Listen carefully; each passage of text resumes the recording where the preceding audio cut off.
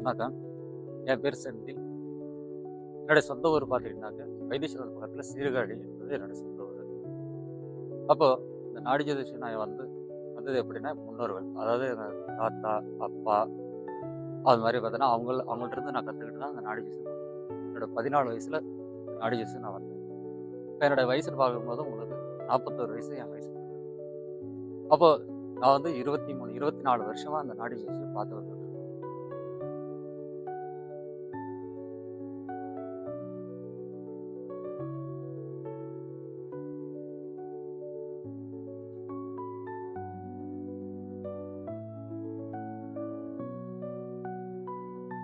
நாடி ஜோதிடம் அது அதிர்ஷ்டத்த பத்தி சொல்லக்கூடியது கிடையாது. இதில பார்த்துட்டு நல்லது வரும், கெட்டது வரும். அப்போ வந்து பார்க்கக்கூடியவங்க வந்து அது 2யும் அனுசரிச்சு பார்க்கக்கூடிய பார்த்து நடத்தக்கூடியதான் நாடி ஜோதிஷம் சொல்லுவாங்க.